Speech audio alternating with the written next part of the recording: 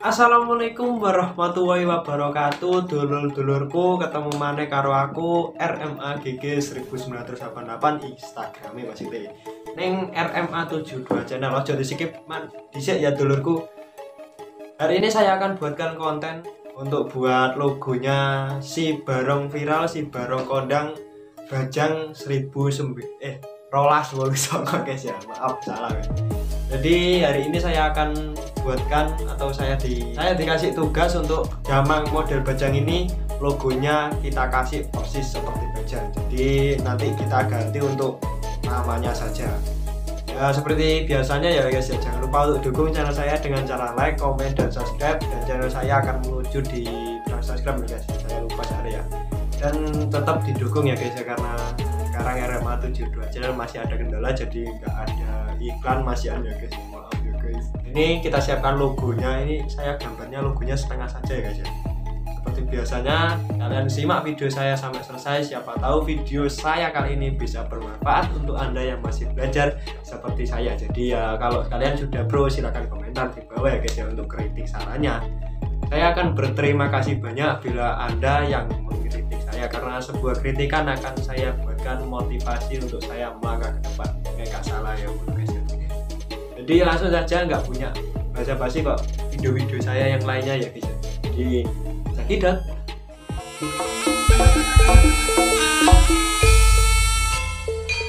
Songonok official.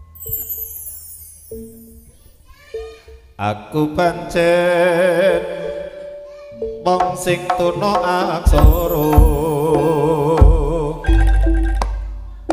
ora bisa nulis, ora bisa maca, nanging ati iki isih duwe rasa, rasa tresna kaya tumrape manungsa. Aku pancen wong cilik ora kaya raja, iso mangan wae aku wis trimo, nanging ati iki isih duwe rasa, jroning batin sak tenane pengen kondo.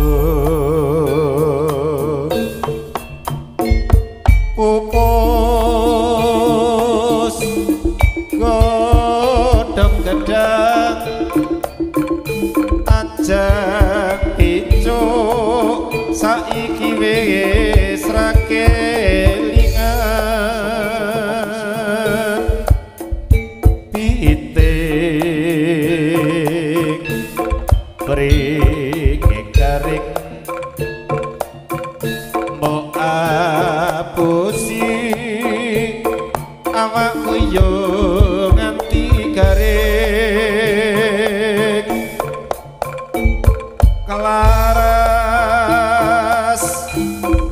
godhong gedeng sing tak gages saiki wis ra kelingan,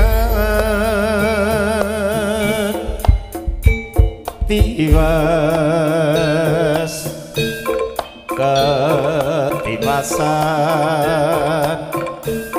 melu nandur tresno aku ra ketuman. Aku pancen wong cilik ora kaya raja, iso mangan wae aku wis trimo, nanging ati iki isih duwe rasa, jroning batin sak tenane isih kondo.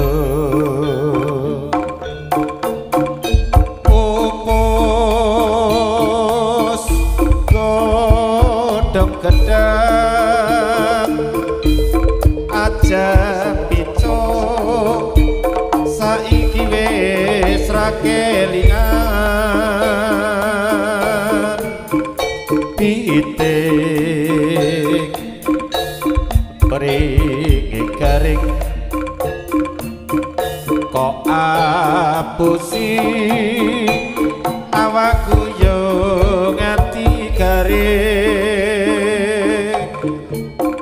kelaras godhong gedang sing tak gagas saiki wis ora kelingan tiwas ketiwasan melu nandur tresno aku ra ketuman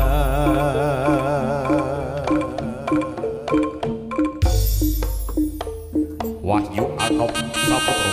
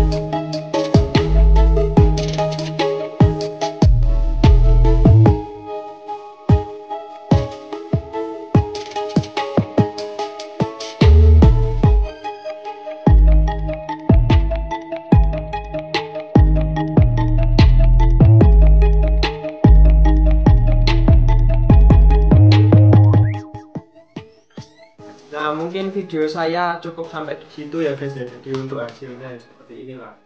Berhubung ini tidak pakai banyak berajang, jadi saya kreasi sendiri untuk tulisannya ya ini logonya C, D atau yang lainnya yang enggak dekati dan bentuknya seperti itu ya. Jadi nggak susah ya. Ini requestnya ya seperti inilah. Tulisannya juga ini apa tuh? Rito. Videonya kasih M dan sini logonya C. Mungkin video saya sampai di sini bila ada kesalahan video mohon dimaklumi dan dihapus. Silakan komentar di kolom komentar. Mungkin video saya sampai di sini. Saya akhiri. Assalamualaikum warahmatullahi wabarakatuh.